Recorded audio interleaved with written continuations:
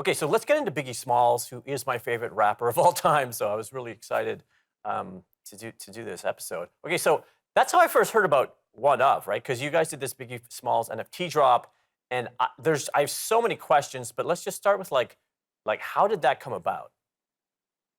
Yeah, just like you're a big fan, we're all fans of Biggie. I lived 20 years in New York, and Biggie is my favorite rapper.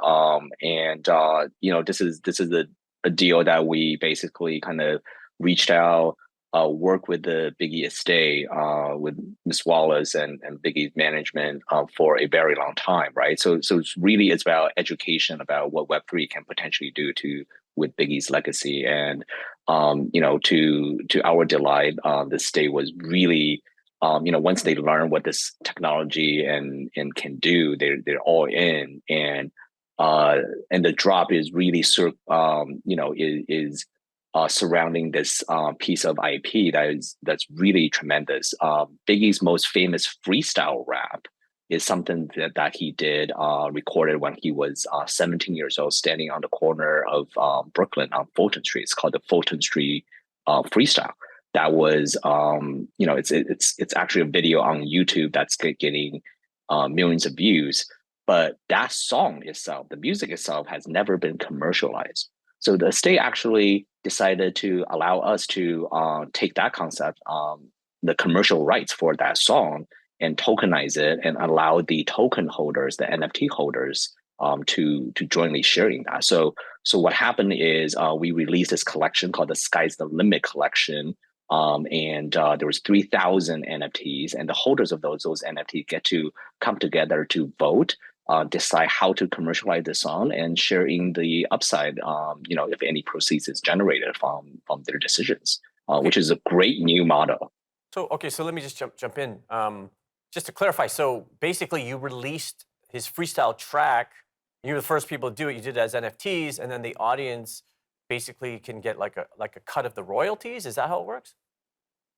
Yeah, it's beyond that. So the song already exists. Everybody knows about that, right? But the song, it does not belong to any labels, and never been commercialized. And the way to commercialize a piece of iconic music could be as simple as just put it on Spotify for streaming, or could be allow a current rapper to sample it, right, and then make it into a new song, or maybe allow a major brand to license it and make it into a Super Bowl commercial. So all those are possible ways. But the exciting thing is, the labels and the state is not making decision. One of the platforms not making decision. It's the fans that actually bought into the collection are making the decision on how to do it. And they're I working see. together to really make that happen, and they get to share in the proceeds from their decisions. So. It's absolutely amazing, and you can do it for other artists too, obviously. Because I think I read, aren't you doing it for Led Zeppelin next? Yeah, we have we do this. We work with iconic artists.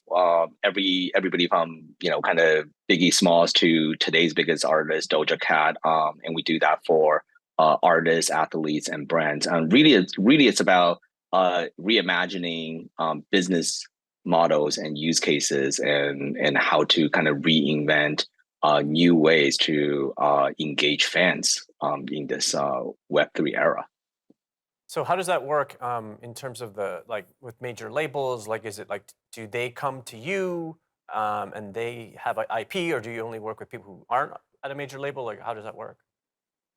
Yeah, we work with all type of artists. We have a great relationship with all the labels.